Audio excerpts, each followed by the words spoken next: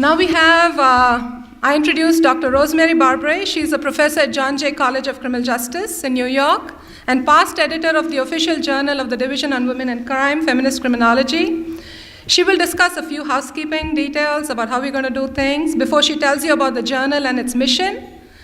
We have a few copies of Feminist Criminology outside. I sincerely urge you, for those who are doing this work, to check out the kind of scholarship we publish in Feminist Criminology.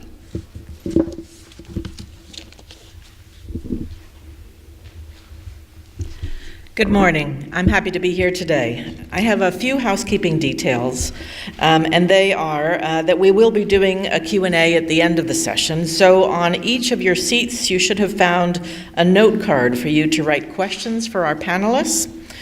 Please identify yourself or your agency and indicate the speaker or topic that your questions address. We'll collect your cards before the Q&A begins. As Sheetal said, outside on the registration table, you'll find business cards for our speakers, articles, other informational material, so please do feel free to take all of that with you. I am the past editor of Feminist Criminology, which is the official journal of the Division on Women and Crime.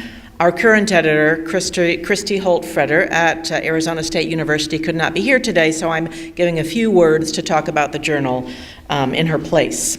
This journal was founded in 2006 as our official journal simply because there was a growing need for the publication of scholarship in this field, and it was not enough to have the other mainstream journals as publication outlets. So women in the Division on Women and Crime approached Sage Publications and said, we need our own journal, and that is how the journal was born.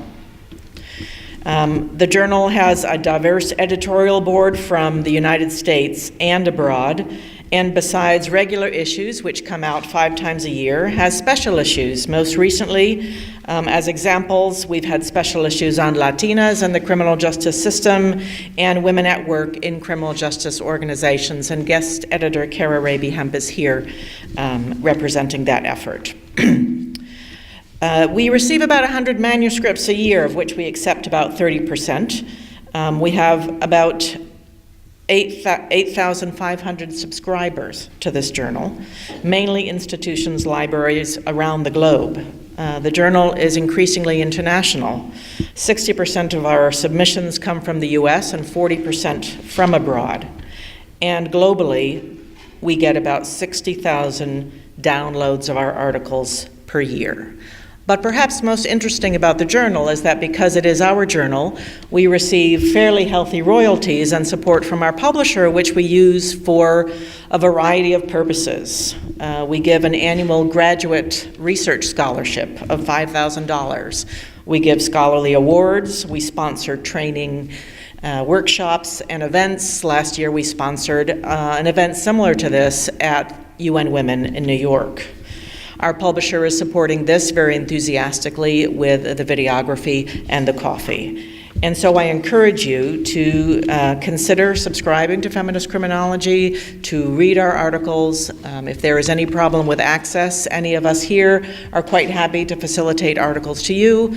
The scholarship in the journal is, as most scholarship on gender and crime, about women as victors, offenders, and survivors, and criminal justice practitioners, but there's also many policy essays and examinations of women in the media.